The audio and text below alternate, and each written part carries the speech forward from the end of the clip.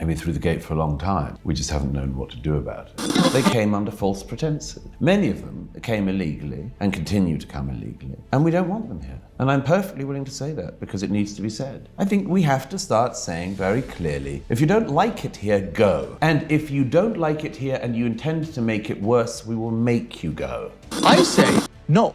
You are in a crisis. You went to the Muslim countries and you imported the garbage that the Muslim countries wanted to put in prison or isolate away from society. You went and you imported them. Why? For cheap labor. But these Islamist extremists, they don't want to work. They want free welfare. They want to marry French women, blonde hair, blue eyes. They don't have time to work. The government want to silence the people in this country who have had enough of mass uncontrolled immigration. Europe want mass immigration. The West want it, Canada, Australia. And people are starting to speak out, and now they're doing everything to silence us. So what's happening here? They'll just immediately arrest people and sentence them at some point because they don't like what's happening. People are getting fed up with this mass uncontrolled immigration. The whole problem with the biggest problem, in my opinion, illegal migration started in 2015.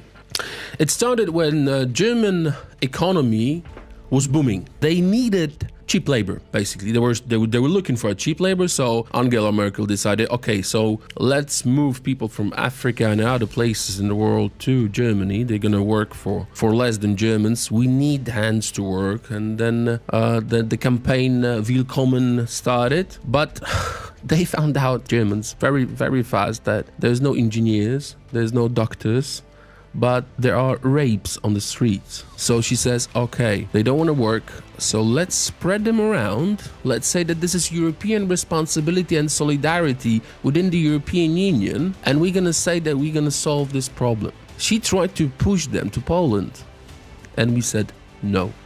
Not even one illegal will come to Poland, ever. Never.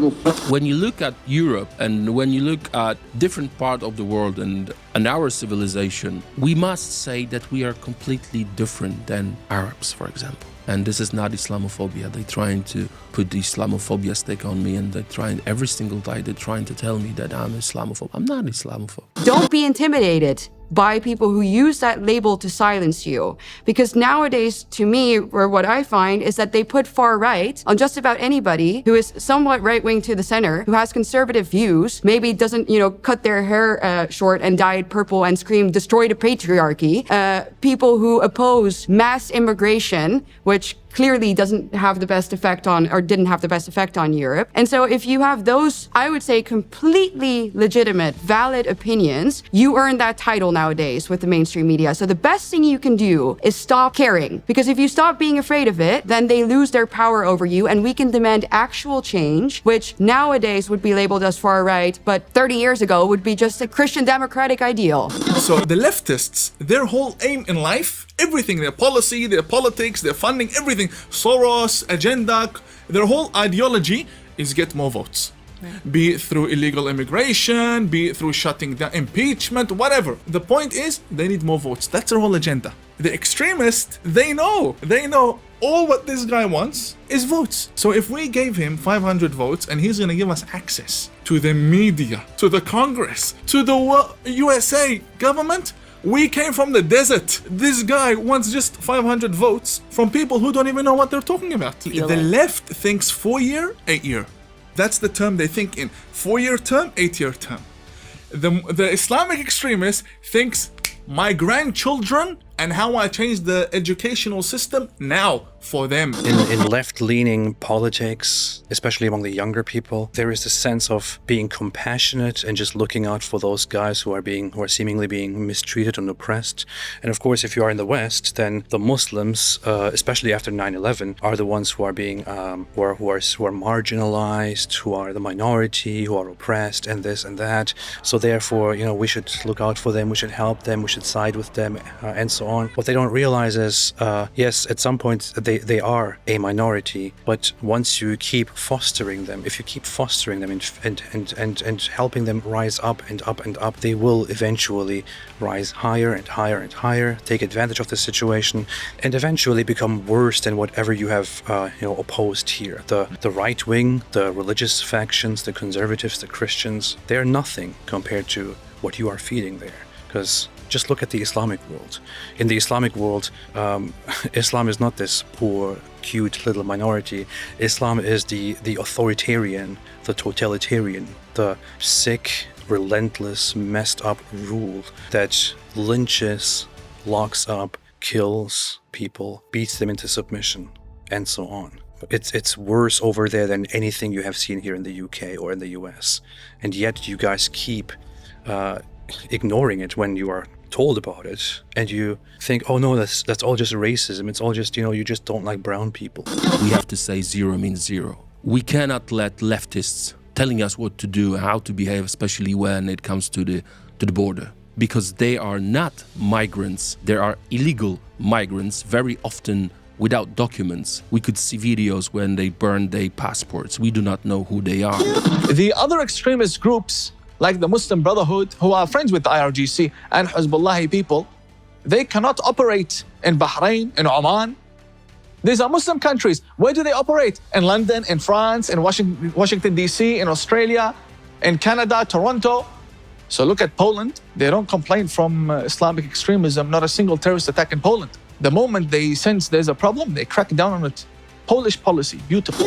Let them call you fascists, nationalists, racists. Let them call you whatever they want. Legally, morally, we do have a right to protect ourselves. Again, we do not know who they are. There is no documentation. We do not know if they're Al-Qaeda, if they are maybe from Hamas. We do not know who they are because they are not migrants. They are illegal migrants, very often without documents. Guys, maybe, we shouldn't have open borders. Maybe we should have a process of immigration where we actually vet who we let in.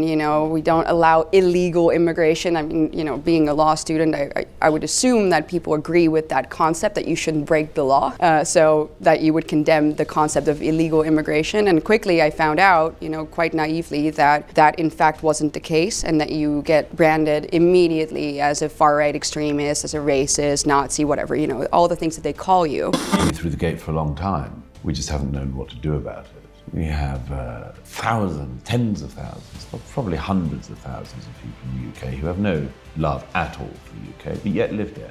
They came under false pretenses. Many of them came illegally and continue to come illegally, and we don't want them here. And I'm perfectly willing to say that because it needs to be said.